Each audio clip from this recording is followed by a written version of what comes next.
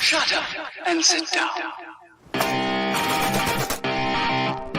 I am a radical libertarian. And we don't want the government to do a damn thing. The current state of politics is unsustainable, politically, economically. You deserve better. It is about supporting, platforming, and assisting the people who are out here actually doing the fight. You just take an issue that's important to you and do something. There you go. You are part of that declaration against tyranny. Because no one brings tear gas to a gunfight. This conversation gives me a little more hope for the future. The one, the only Fight for Liberty. This is the cherry on top. This is FSM.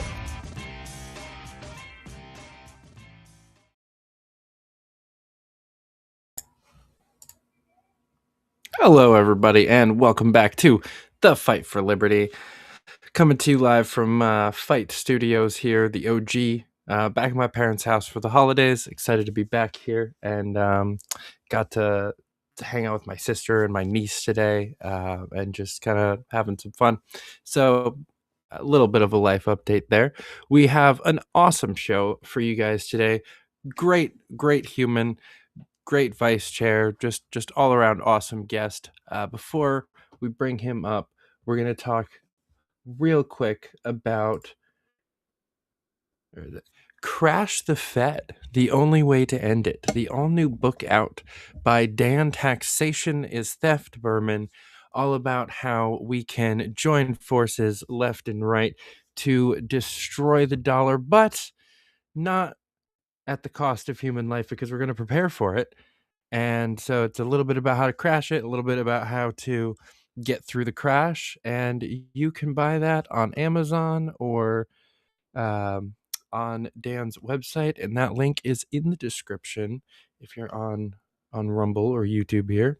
You go check out that wonderful book. It's coming in the mail. I had a copy, but then more important people needed it while we were in Dallas. So they got it, and I'm getting my copy in a couple of days. But very excited. I'm going to read it, and then I'm going to wrap it, and then I'm going to give it to my dad. So go check out that book. But without further ado, we have, as I said, a great guest for you tonight. He is the vice chairman of the Libertarian National Committee, Mr. Paul Darr. Welcome to the show. You're still muted. You just caught me reading a book there. You know, I was watching Nice. Bumper, and I was like, hey, I have that right in me here. Funny how that works. There we go. Add that back to my bookshelf back there. Well, Mr. Darr, thank you. Thanks for coming on the show. Thanks for having me. So I usually like to start off the show. It's been a minute since I've had a new guest that hasn't already answered this question. But I like to start off the show with just kind of talking about your libertarian testimony and of where you first heard about the word and the kind of the idea, and then what brought you into it as something you identify as. All right. So, what brought me here? When I was a child, going back all the way back to then. So I went into this thing called foster care. I was a ward of the state, which meant the government was my parents. And who do you hate more than anything as a kid? Your parents. And so,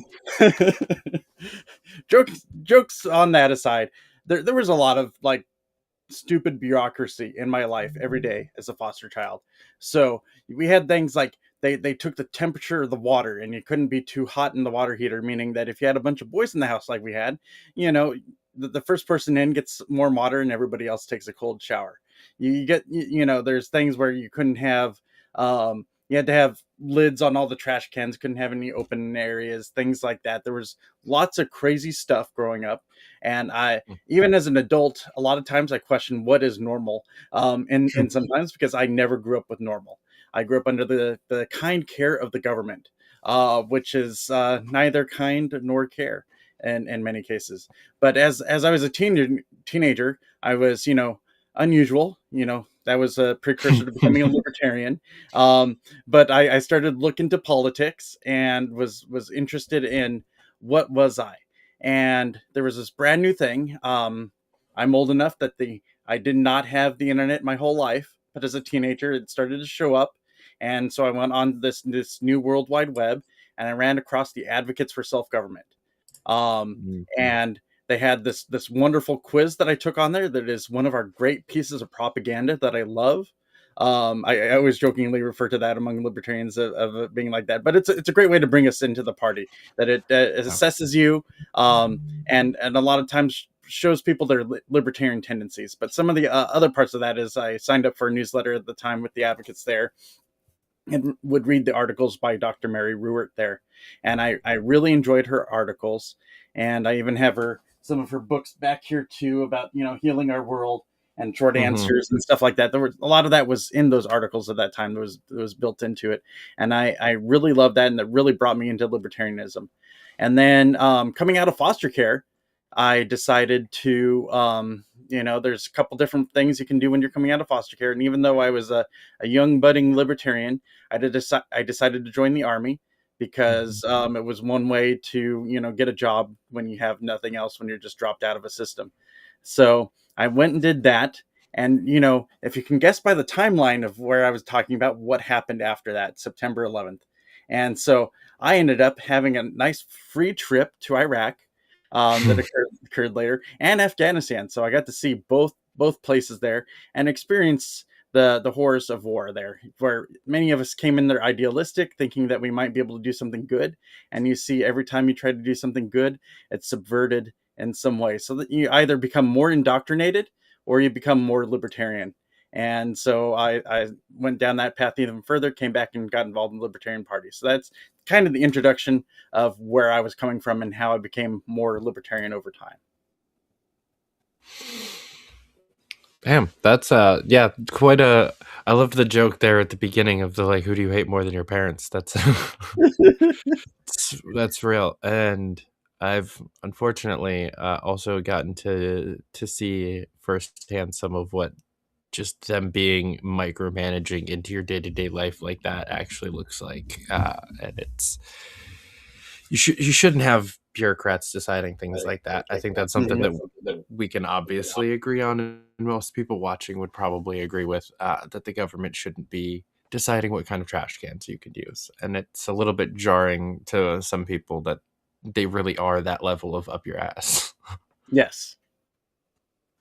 I had foster parents that decided to stop doing it because they were just worried that the CPS workers would go and try to take away their own kids if they got upset one day, because they had that much power.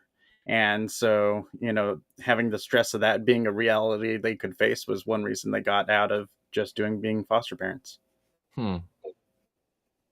That's crazy. It's extra rough when you've got actually good people that are willing to do the thing, and you're pushing them out of that system. Wow. So where you said advocates for self-government, which I love. I absolutely, and getting to meet Mike and Mary this past weekend was fantastic. Thank you for that, by the way. Getting those people together in one room, that was really cool. What do you know? One chance when I have the influence on who to bring in as speakers, I bring in a couple of my favorites. As far as the influence on libertarianism there, and was hoping they would be able to share that with others. I think they killed it. Honestly, I think they both did a really good job. Advocates is something that I've gotten to use many times throughout my life as a libertarian, and it really is, I think, like you said, one of our best pieces of propaganda that we have, to just be like, here, just tell me about yourself. What is this little objective quiz thing that we came up with? Say you are. It's like take a little BuzzFeed quiz and we'll tell you which party you belong in. Look at you belong in our party. It's great. Like 90% of the time. And then the people who definitely don't belong here. And good riddance. if you've ever done a large crowd and you're putting on the stickers on the big sign version of that, and you get people to fall into full authoritarian, you're like, oh man, I'm kind of scared of this person now. I have done some of those interviews, especially in New York City. There are some of those. That's for sure. This is the person that's going to put me in a camp. Wow. Probably. They would need to consume protein to be able to.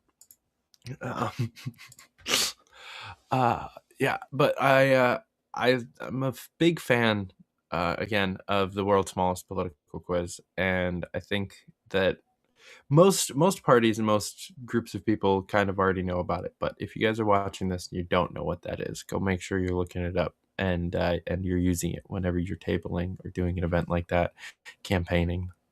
It's a good one. It's excellent. They have great materials out there. If you're ever tabling, you should have that out there, and in any public event out there. While I joke about it as being propaganda, there it is a great assessment tool that lets people know where they are in the political scale, and a lot of people are libertarians, and that's why they end up on that side there. Mm-hmm. Helps them identify. Yeah. So other than this wonderful event that you guys put on this past weekend, what have you been up to on the LNC? Well, you know what? It's not going to be super exciting for your audience for a lot of the things I do. I do a lot of the very boring work and try to push along stuff to make sure it gets done with people. I've kind of concentrated on that lately. Working on some of the other stuff with people, sometimes there's a lot of friction with it, but a lot of people don't like to do the boring work, so I just kind of go through that on my own, or I try to I meet with staff often, and I find areas where they need to have input from others. So say if there's time they need input from Steven, and Steven's off busy running his business during the day, but say it's immediate, I'll make sure to start harassing him to get that answer back to staff ASAP when it's something like that, and elevate it to him there to help make sure that happens, or for any other officer that needs to get an answer to him immediately concerning something is one of those things that I'll do.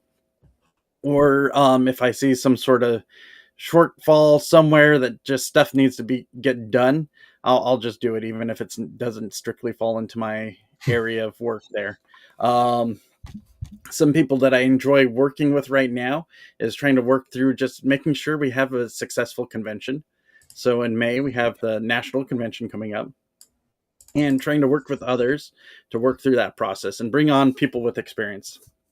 So last weekend, I ran into somebody that I didn't realize had so much convention experience that I'll be trying to refer to her there with Nancy Neal there to see what experience she can share with us. For example, there, I knew she'd been in the party for a long time and had done so much work, but I didn't know the specifics of it. And that was one where I was like, oh, she's right there. I can start asking her some of these things you have to just know. That you just can't look up on the internet and figure out sometimes. Yeah. Some of the exciting things we have there, just the boring stuff. If we got tickets up, you can go buy your ticket. You can get your room, not get charged for that immediately. I think it doesn't charge until about 2 weeks before the convention, so you have time to figure that out. There's lots of booths going on that we're trying to, sell to people, of course, just, funds the convention there. And then trying to get set up with different speakers out there that want to speak, and those that want to invest in the party. We have several that are, we get people that ask us to pay them, but, there's other people that just want to come and do it for free, or even some individuals that are part of an organization. That organization wants to, buy a booth and have their speaker there. So those are some of the people that we're really looking at, when we can have those types of partnerships there that are where they're helping us help them with their outreach there. It's helpful to both parties there. Yeah. So it's usually about 1,200 people. So that's... yeah. And a lot of them are decision makers. So unlike where you go to like Freedom Fest or SFL and you have these booths and you have people come, and these people aren't people that can make decisions about what goes on there. For us, we have these decision makers where you'll have state chairs from 50 different states typically there, or parts of their executive committee that are there, people that can really make those decisions on what those parties can do. So when people come out here to do their booth or whatever, they have somebody they're actually interfacing with that they can, if they're doing something in the liberty space and they want to work with a party out there, they'll get those people out there that are actually doing the thing that they can interface with, as opposed to just somebody that's on the ground that can't impact really anything. Yeah, that's a good point. The other big thing that people might not be as aware of, you might have gotten an email about it, about the Parody Project. Have you heard about the Parody Project? I have. You have. If you're The audience might not have, depending on whether or not they watched the LNC meeting stream that we did. Yes. If they didn't watch the LNC meeting, there'll be a video that'll come out later. I've seen at least the video for Mary and Mike come out, but not the one for Steven. I'll see if that has been posted yet. But the Parody Project, it's a strategic initiative on our part there. We're aimed at growing the party's size and visibility to be competitive or match and reach parity with the two major U.S. parties out there. So we set a huge goal. Yes, I know this is an aspirational goal, and we want to do that in 10 years. So we're setting something that people can actually see in their lifetime if we're making progress here towards. Not just something we're going to say, oh, this is going to happen after you might be gone. So what we're going to be focusing on is the number of libertarian voters, self-identified supporters, their donors, visibility, electoral success. And we're going to work on discovering those people before we persuade them over. So we're just going to find out where they are, and then we're going to bring them over. We're focusing first on registered libertarian voters. There's many of them out there. And just because somebody is a voter doesn't mean they're a member of the party, doesn't mean they're donating to the party. Mm-hmm. So as we identify those people and use our different tools to bring them in, we'll be able to bring them in the party. And it's using things that we have a lot of technology nowadays. This is born out of back, 25 years ago, we had Project Archimedes. Mm-hmm. It was around in that time. They were working with spreadsheets. Some of these spreadsheets might have even been hand-drawn spreadsheets that they were working on, or computers. You had a kind of a mix of stuff going on at the time. And then they were doing direct mail campaigns. And now we have email, we have social media advertising, where you'll see a thing saying, Libertarian Party, come with us, or, something more, that'll more exciting, depending on what they're into there. So to reach out to those people. And it's been great to work with Perry Willis, who is doing our copy and writing for all this stuff that's coming out, and it gets approved with Steven there. And Jim Bobka is somebody that nice. I met at SFL back in February when I first came on as vice chair. And he's one of those guys that I've really liked from afar, but hadn't had a chance to really talk to or meet. And so it was very interesting to have that deep conversation with him. And Steven and I had several follow-up conversations as we drilled into how to make this happen. So, and then Steven's contracted with a firm called Iron Light that'll be doing the data part of this and some of the outreach there. So by doing this, we're going to reach out to those people, bring them in the party, and build the party like never before. When we build the party, we'll have more volunteers for campaigns out there. We'll have more donations, so the campaigns will have more money to actually be effective in their campaigns. You need people, you need that manpower, you need money to make it happen. And us at all the things we do, we need both of those too. So and as those campaigns pick off, they'll bring in people. This is going to be a cycle that builds into each other of just bringing more people into the party. And it's really, when it comes down to it, it's really as simple as doing outreach and advertising, which are one of those, boring things that I love to do, all the boring work that's out there, but it's something that needs to be done, and we're doing it in an exciting way. I don't know. I don't think it's that part's boring. That's what everybody wants to talk about normally, is like, oh, we need to do messaging, we need to do outreach, we need to do messaging, we have to message this way, and now we have to message that way. So that's I don't know, that's most of what people talk about. But it's good. They seem to get caught up on what the messaging needs to look like in a very, very granular manner on their messaging, but they don't try to match that up to who they're trying to bring it to. So that's the difference of what we're trying to do here.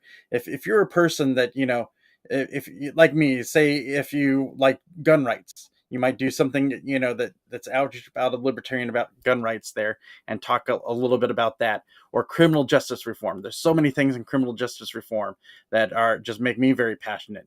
And there's information about people everywhere out there where you're going to be using it for good this time, and talking about that to people there. So it's not about forcing somebody else to accept the message we want to show to them. We're going to be showing them the message about the party they want to work on, what they want to do. I have been screaming this from the rooftops for like 2.5 years now. I've gone on so many like happy hour rants about this, that like the data exists out there to tell us what just about everybody's most important or most top 3 issues are. If we don't have the data on that, we have people who can call them and figure it out. Just as like a polling kind of operation. I've done so many times. I've gotten paid by a campaign or like a county party to go out and just asking questions. We're not pushing a candidate. We're not anything. We're just, hey, what's the most important issue to you? What would you like to see candidates talk about? Like that's all it is. I might mention a campaign. If it's the candidate that's actually paying us, we'll be like, oh yeah, I'm out here with Johnny so-and-so. But it's not a sales conversation. It's just, gathering the data. And those are easier conversations to have too, in my opinion. Like we could and should be gathering this data. And I've seen so many entire state parties operating off of just like the Secretary of State's like register. Like it's just an Excel spreadsheet. That's a new spreadsheet every 6 months. There's no churn over. There's no like adding data to a thing that's growing and becoming more. None of that. Just nothing. Especially New York. I don't know if they've changed in the last 1.5 years since I left the state committee, but it's this is the whole thing for the entire 8 years I was here. That's for states that have voter registration, and that's going to be part of where we're first going to be starting out there. And the exciting part about that is, right now they have like a model of what they think a libertarian looks like in data, but we're going to be able to improve that data model as we go on. So the data nerds will be excited about how this works out for them here. So we have this model. We're going to be going to those registered voters. We're going to be showing them what the libertarian material is out there as they come in. We'll be able to say, all right, this data point, yes, that is a libertarian out there. And as we go on from registered voters, we'll go to other states where we won't have voter registration, but there's still L2 data that's out there. And we'll make that L2 data that's out there more effective by having a model that is even better refined of what a libertarian looks like. There's a few people and groups that have done that out there, and this will just make that model even better as we go through it. I'm so excited to see this actually happen. We're being smart about it. That's a surprise, yes. It has consistently been one of my biggest issues with the movement and the party is how many data nerds we have and how poorly we do data.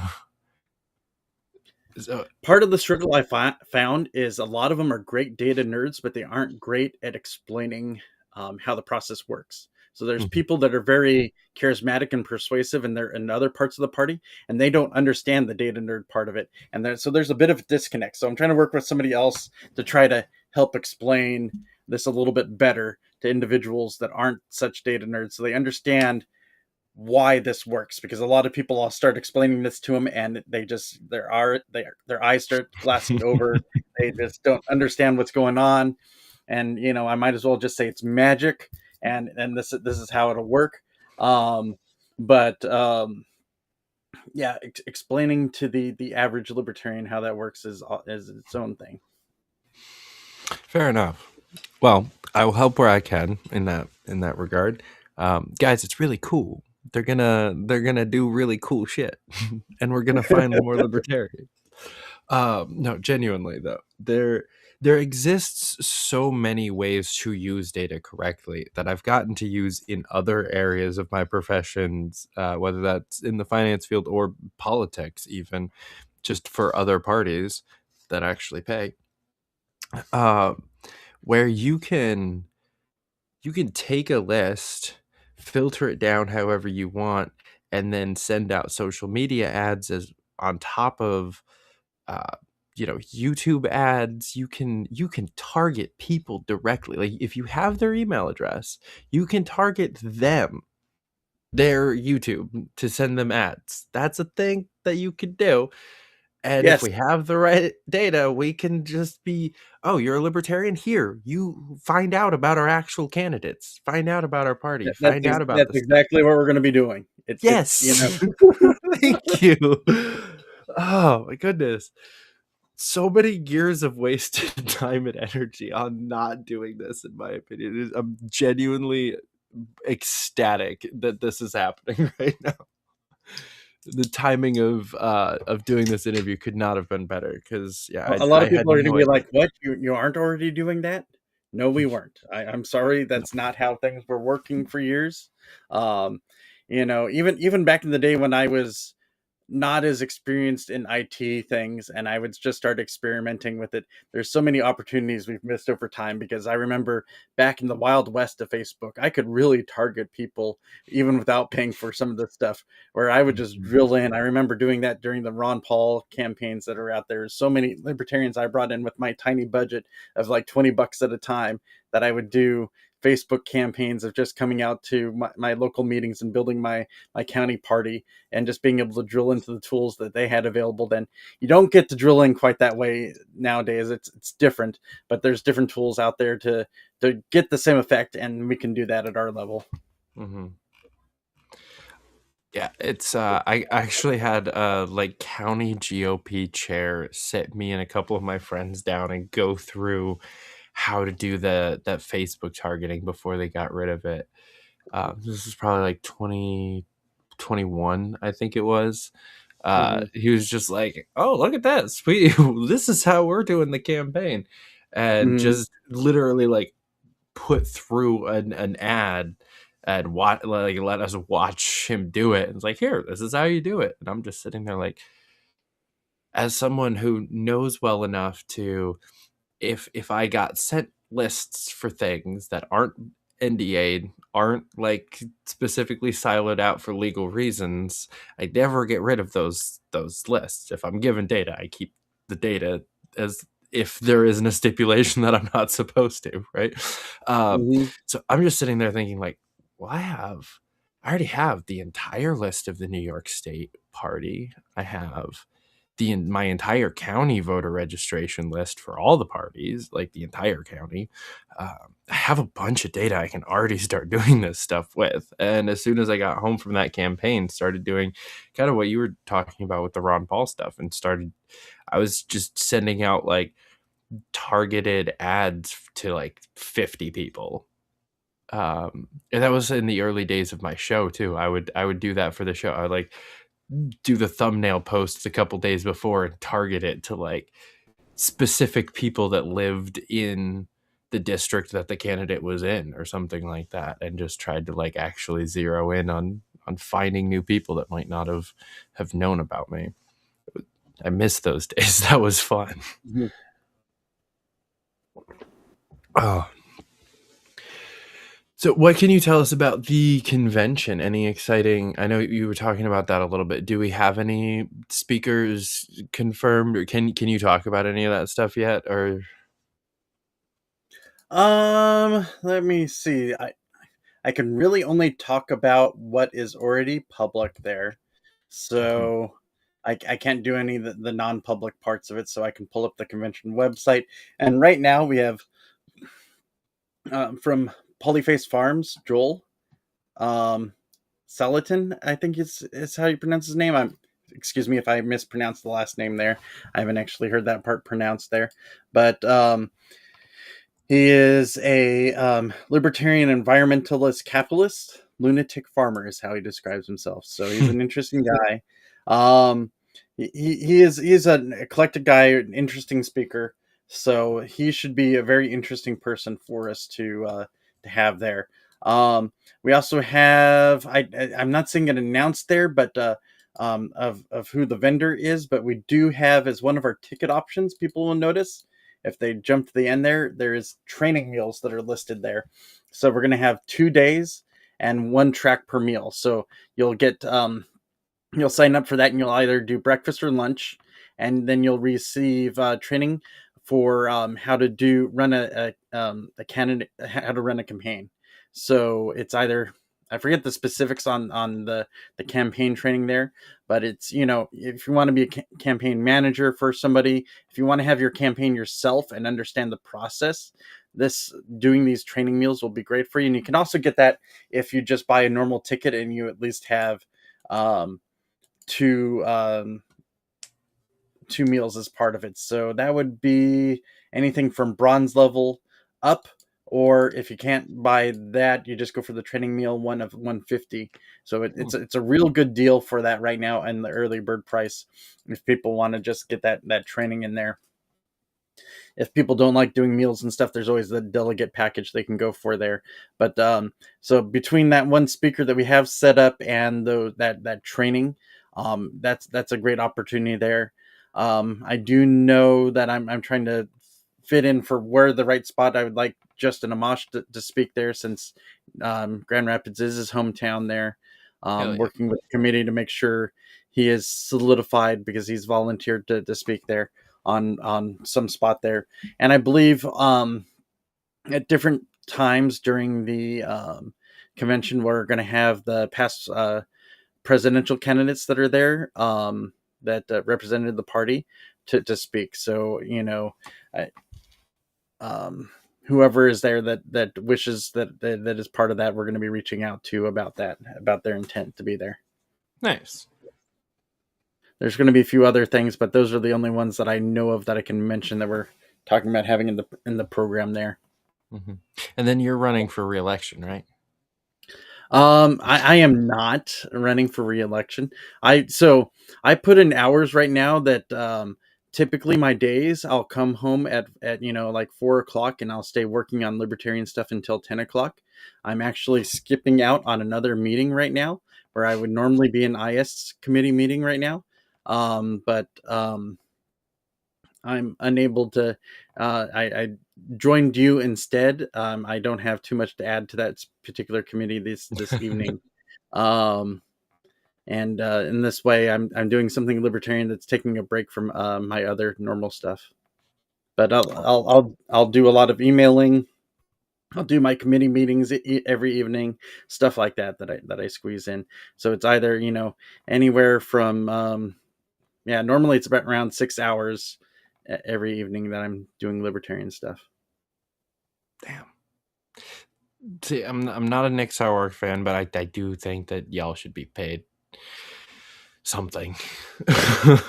That's crazy. Oh, yeah, so I'm not looking forward to running for vice chair again. I am going to run for vice chair of LP Texas. So I do have a website out there already on that for let me see. Is Jesse running for re-election? She is not in Texas. So my website is paulfortexas.darr.org. Since I own my last name domain there, I just kind of do subdomains off of that, and I have a nice little website there that talks about some of the basics of supporting the party out there and how to do all those sort of things. Really, as a vice chair, some people put out their grand vision of what they want to do. I don't see that as the job of a vice chair of any particular position. You're out there to execute the vision of the chair. So you want to be aligned with that individual there, and you want to be aligned with the vision of the party. So normally have, what the party needs to do. You have to understand that and how to execute those items under that.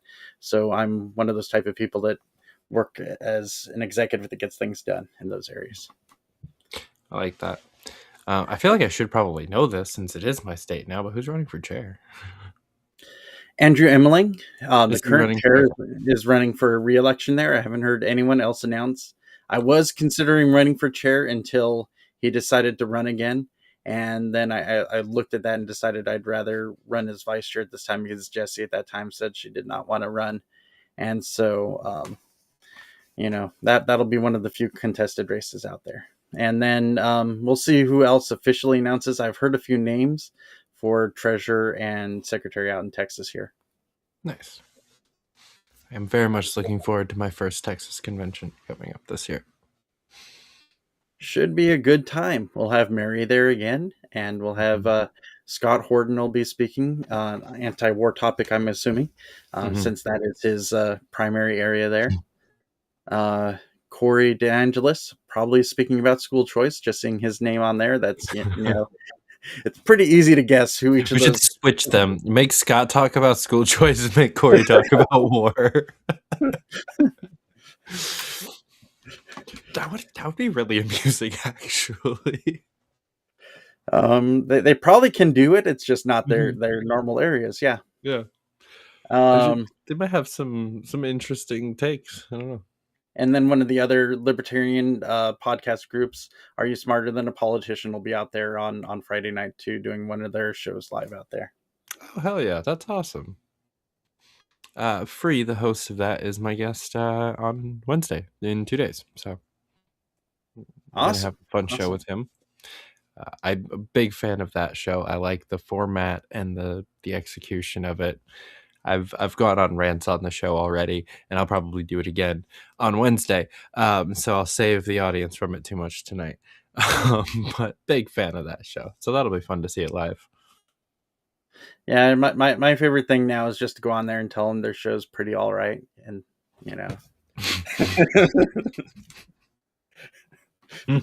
that much enthusiasm there, it's... I'm excited to see how many people try to deduct points from him in the comments of my show. You need to jump on your show and nuke them. Be like, there you go. All your points are gone. I've gotten nuked every time I've gone on that show. I always have. I do good, and then there's like one thing that I say that nobody likes, and I'm like, all right, fine. We need to line up a group of us, and we just nuke everybody at the end. Just none of the points matter. Privately owned recreational nukes. Yes, as this is libertarianism. Yes. So, as far as the outreach for the kind of the parody project, but more just on a personal level, your opinion, what are some of the most primed runways for outreach into other kind of groups and organizations that we can actually utilize as a party? That depends on who you are targeting with outreach there. So a lot of people conflate like doing outreach to everybody the same, and there's really different groups out there. So you have voters, like I talked about with the parody that we're reaching out to. We have party members that are a group to retain as far as outreach out there. And then you have activists in the party that might not actually be like dues paying members of the party, but they might be activists out there just doing libertarian things. And then you have donors who might not even be activists or might not even be party members. Surprisingly enough, I've called like over 1,000 members of the party of people that have donated and had their membership lapse, and I'm just talking to them and stuff there. And I found even some of those were just straight out people that are like, oh, well, yeah, I'm a Republican or I'm a Democrat, and I just, I want to see another option out there, so I'm donating to your party. And I'm like, thank you very much for that donation. I very much appreciate that. And anyways, it's interesting that all of these different groups, and each of those groups take a different approach for outreach to them. So, like voters, you already know they're libertarian, so you're just trying to bring them in to actually be members. And so they take a type of outreach to them that is identification with the party, that they want to see the party grow. They want to see candidates out there doing things. And and so they'll come for messages about that and about accountability within the party, things like that. Activists, they like they like to feel a lot of times, so that message has to be impactful in an emotional sense, more so. So you're going to tailor your message differently to that person. And then donors, you want to be able to talk about how their money is actually being used properly out there, and they're really on the accountability for the outcomes of what actually happens with that. They give this amount of money, this thing happens. They want to see that happen. And so you have each of those people can sometimes be a mix of those different groups, but you want to be able to identify that that's that person you're talking to, and use the proper tool and not the same thing for everything. You can't just bring a hammer as your only tool for trying to bring somebody into the party, as the metaphor there. You have to specialize in reaching that toolbox and pull out a different tool. So sometimes when you're, say, now that we've talked about those different groups of people out there, if you're doing electronic messaging, you have to find a way to identify them ahead of time and get that messaging specific to that person. If you're doing it in person, actually talk to the person. Don't be the stereotypical libertarian that just starts preaching without talking to the person first. Find out a little bit about that person and try to figure out in your head what message is going to reach out to them, and talk to them on their terms. Don't try to force them to come to you at your terms. Figure out who they are, what they want, and you bring libertarianism to them in the message format that's going to work for that type of person. I'm very much into trying to tailor your message to those individuals you're talking to, and not try to shove down a particular format on anyone. Does that answer what you're looking for, or did you want a little bit more? Honestly, that was a great answer. It's such a key thing that a lot of people will leave off, that you need to actually tailor your message to the audience instead of trying to tailor the audience to the message. That's what I think a lot of people try to do. They try to, well, if I just say all of the right things, then the right.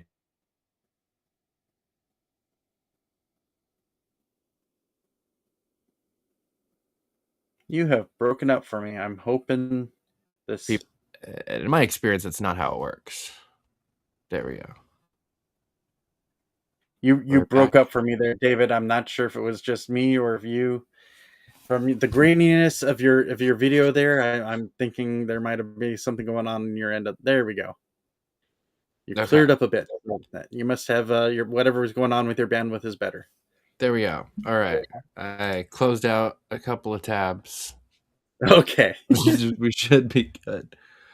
Yeah. As you were saying about, you can't just make them come to your message. That can work somewhat if you're getting to a wide enough audience, but it's very wasteful if you're reaching out to that. We don't have the resources to just broadcast out that large and hope that we get in a few people in there. While broadcasting that large can work, it's becoming rarer and rarer nowadays, and it's harder and harder to do and more expensive to do at scales like that. So you have to really tailor to that individual, not just broadcast and expect to get somebody that's going to respond. Yeah, and I like the what you mentioned about the donors actually having to show what their money is doing, being like an important piece. I think that's something that fundraisers, because everybody in the party needs more money, right? We're all wrapping up fundraising for Wendy Higdon, whose election day is tomorrow. Everybody's always fundraising for something. And it's important to make sure that you can actually either show what you did with the last person's money, or give them an exact what you're going to do with that person's money. Otherwise you're just trying to sell them on some feel good bullshit, which there isn't enough money in the movement to sell people on you're helping out a liberty candidate. Yeah, there's 200 of them that I could help out. What makes you different? Is how most real donors that are putting in the kind of money that changes the trajectory of a campaign. They need to see something a little bit different. So like with Wendy's campaign, we had data driven, like direct outreach plan through social media and direct mailers and phone banking and text banking out to all of the registered libertarians, as well as all of the independent and Republican women between the ages of 18 and like 45, I think is where that was, because the Republican candidate got outed as just a massive misogynist. So we outreached right towards the women, and then ended up going left towards the women also, because the Democrat was still a dude. So as we're trying to get as much support as we could, and I guess we shall see tomorrow how well that worked. But we at least had a plan when I was making those calls, like, all right, if you give me $300, that sends out 300 mailers to libertarians. Like, that actually equals the thing, and that definitely helped from my experience. That wild idea. Show what you're going to do with the money there and what you've done with the money. I know, crazy thought. Other things you can show is just a win, like Ryan Woodcraft out here in El Paso, Texas. He won his election out there when he ran last year. So and the first time he didn't win, when he was running for was it city council, but then he won for the school board. He just refined his efforts there. Ran his first campaign, realized what worked, what didn't. Went into his second campaign using those lessons and creating the playbook of success there that he was able to use. I like it. And then we've got Ohio's just killing it lately. There's definitely a lot of people who are gaining that momentum. Mm-hmm. I'm excited to see. A lot of people have considered the party like dead and gone. I very much think that they're wrong. The trajectory seems to be moving back in the other direction. I think you and Steven have had a lot to do with that. But also there were state parties that just kind of ignored what was going on in national for the last 5 years and actually just carried on the momentum that they already had. Mm-hmm. And it's nice to see. Honestly, it's basically all just our region. We're just all the best. Yeah. It still impacts us, but we're still out there doing libertarian things. So in some ways there. And then, I came in, I was like, well, I was projecting as looking at where the party was going. I was like, now we need to pull up on this and pull out of this dive. So my goal has just been able to set up people for success in the future there.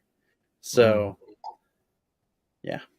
I think you're doing a good job. The Parody Project. I know I've heard some naysayers that it's too lofty of a goal and whatnot, which I think there's some truth to that. But I also think that the like shoot for the moon, end up amongst the stars kind of, as corny of a saying as that is, you need something you need a North Star, something that you're actually shooting for. Because I think for the longest time the party's just been like, please, can we please just get something, any win, anything I can call a win, or we'll call a win. We're just gonna shoot for all the things that could possibly be considered a win. Is it 5%? Is it second place? Is it this? Is it that? Who knows? We're just gonna like cry for literally anything we can call a win. And if somebody like adopts one single platform plank from a candidate, maybe they got it from us, maybe they got it themselves, we call that a win. And I think just actually having a focused, like, this is what we're trying to do, this is how long we want it to take, working backwards from there, this is what we actually need to be doing right now to keep on pace towards that. So we don't just get this, let's try to do this other thing and care about the Twitter account more than anything else, or care about one single president, like just the presidential election, or let's run somebody for governor and put all the national reasons. These are all things that we've tried over and over again. And honestly, I think most of the plans were okay plans. They have just all been 10 to 20 year plans that got 3 to 5 years down the road before they got switched to one of the other plans. So I guess we'll see if the same thing happens to this. Let's hope not, though. I'm trying to encourage people that run that they have this as one of those things that they want to do in the future. So I understand you're going to be interviewing future chairs here.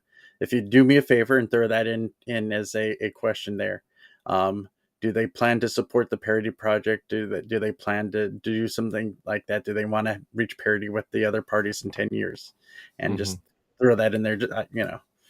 That determines my vote too. Yeah. I mean, I have to be honest at the beginning of that my vote's already basically decided, but it's gonna be a fun time, and yeah, I think that should impact people's votes as to whether or not they even if they give like a caveat answer of like it's a long shot and we might not hit it, but that's still where we're going. Like I'll accept the kind of overly realist answer, but yeah, if they're like that's the goal and we might need to revise the time frame, I'll take that. At least we're all shooting for the same goal. That would be a surprising thing to do as a libertarians, that we're actually all shooting for the same goal together, as opposed to 100 different goals with only 50 people. It seems that we can come up with sometimes. We don't even decide on one goal for ourselves sometimes, but if we can all shoot for that one goal and everything else builds towards that one goal and complements that one goal. If we want to reach parity with the other parties, and that, what we want to do with other candidates are going to come along with that and are going to be built on and improved by that goal. I like it. I think as long as Grand Rapids goes well, but that's the thing. I have a problem with the every 2 years elections, just in general, because it's just too much. It's too much turnover. It's like the U.S. House, where you only get like 6 months of actually getting to work, because then you're running for re-election for a year and a half, and then you work for 6 months, and then you run for re-election for a year and a half. And that's best case scenario if we actually had people staying on instead of assholes who don't like to run for re-election. Cough. Just kidding. But yeah, like that's even again that would be best case scenario, and then we don't even really have anybody doing that. We've got obviously Evan, kind of sort of is at least on and still staying on, but he's the only one of the top 4. So we'll lose a lot of that institutional knowledge over again. I know Steven is running for at-large. I don't know if that's a definite. I don't know if he's announced what he's going to run as, but he's going to be running. Yes. Yeah. I just know that he's considered staying on the board, so at least we don't lose the that some of that institutional knowledge and hopefully some of the other people. But Evan will be coming on, and then Doug Nebel, who is already on the board, is running for treasurer there. I really like him for that. Let me see who else. Jonathan McGee is a region rep, and he's running for secretary. So it would still be retaining somebody there. He would just be stepping up into a different position. True. Of the 4 that kind of were announced together, there's only one that'll be brand new to the LNC. So Amanda there will have a lot of learning to do, but thankfully she'll be surrounded by others that have already been on the LNC for a while there. And there's others that I would be very surprised if Bill Radpath did not run again. But probably as an at-large is what ballot access is the thing he loves. So him doing anything other than ballot access is not as fun for him. So I, if you that's his love and life in the party. So don't try to make him do other stuff unless you absolutely need him to. So he's probably going to just focus on that as part of the committee there. Honestly, I feel like we just need to take him and Wes and just like with love, go do a thing. Just you two be buddies, work together, solve the ballot access problem. Neither of, and again with love, no disrespect. Neither of you need to be on the LNC to do that. It's helpful to have some good communication with the LNC, but you don't need to be on the LNC to help candidates or to do ballot access. Yeah, but after the previous weekend, I'm not sure how many of the others want to actually stay on the LNC. We had about a third of the LNC not show up for the meeting there, which was very disappointing because there's several of them I wanted to talk about things with. And I was like, well, I'm going to talk to a few people here and hopefully, some of us have differences on things, but it's a lot easier to talk through those things. And I'm kind of concerned some of them are just burned out themselves there. And it's not going to be great the rest of the term because of that. Yeah. Well, and a lot of those are on their second term. Yeah. They're going through their fourth year on the LNC, which is a lot, especially with how those 4 years have been. I don't blame any of you guys for being burnt out. That's for sure. Yeah, but it's been a particularly difficult time. So it's we'll see who else comes in as fresh blood, who we can retain, and if there's anyone that wants to come back on. The only problem with a lot of people who might come back on is whatever personal baggage they might bring with them from past fights that have gone on there. Or if it's just been long enough that their experience is not quite the same as relevant as it once was, because a lot of things have changed over time. So they'll come in and be like, oh, we did it this completely different way before, or type of thing. Yeah. I want Eric Rodset back. That's if I could bring one person back. Whoa, I miss that guy. I very hardcore supported him for vice chair for a reason, because I really liked him for that role, even though I didn't support the ticket he was on. Yeah, I'm pleasantly surprised by some of the names that we're seeing and how what's the word I'm looking for? Qualified they actually are for, especially like Doug Nebel.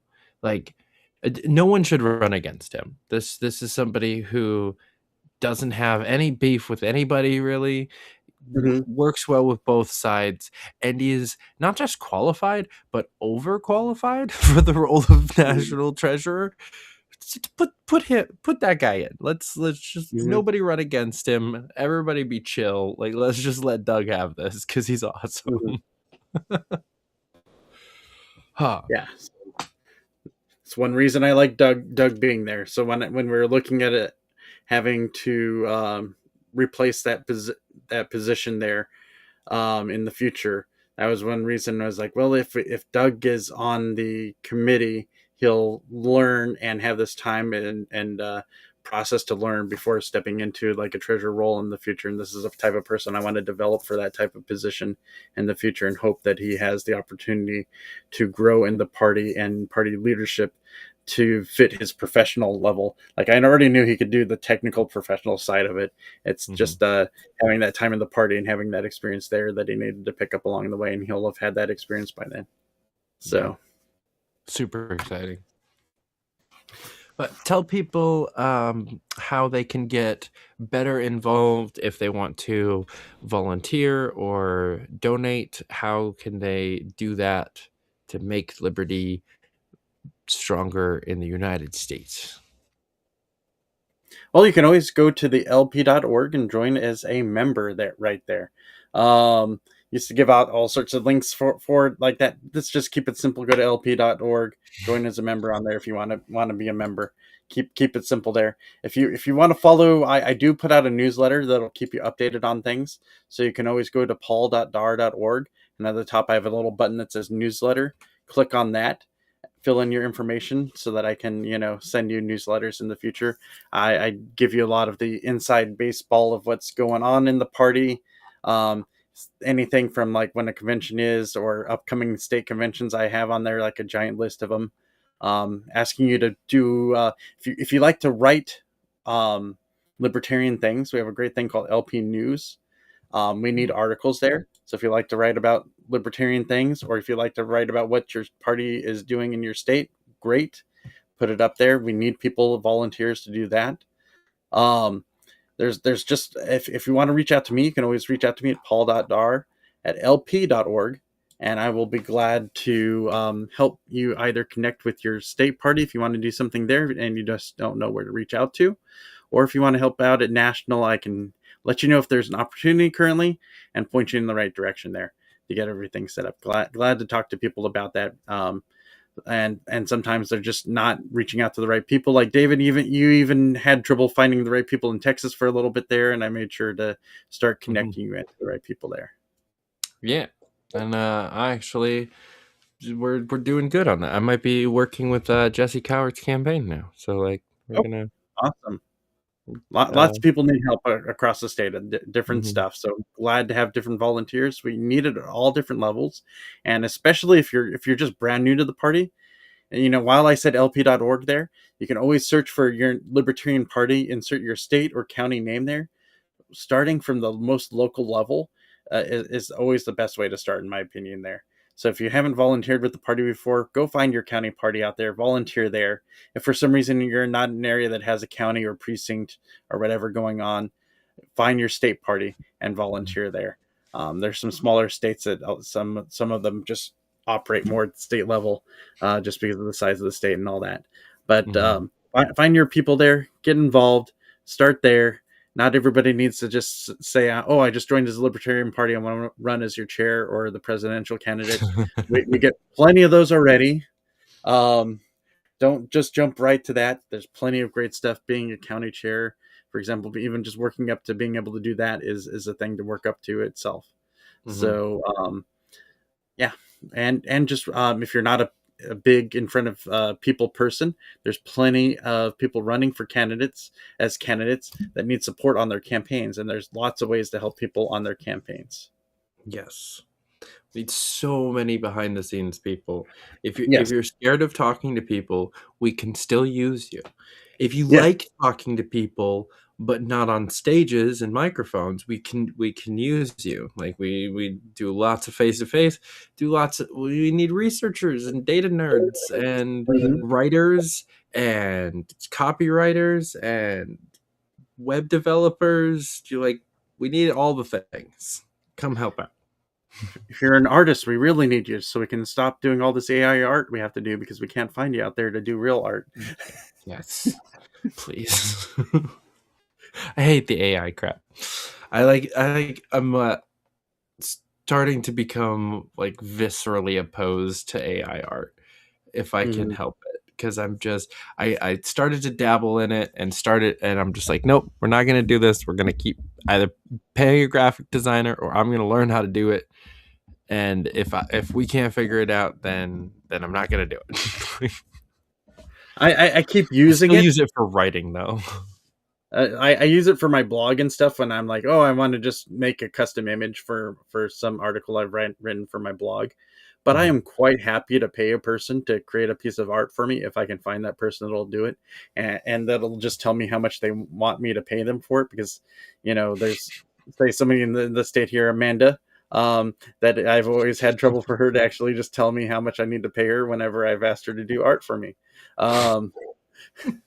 If she actually watches this, she'll hear me call that out, because I've bought art from her before, and it's always she's like a tough time saying, oh, what do I owe you? I'm like, and she has a tough time telling me. I'm like, just let me know. I want to pay what you're worth for doing stuff. Don't be afraid to tell me what you're worth. And she's worth a good amount. She's good. Yeah, she does good stuff. I'm like, how many hours did you put in? Let me guess. I'm trying to figure this out.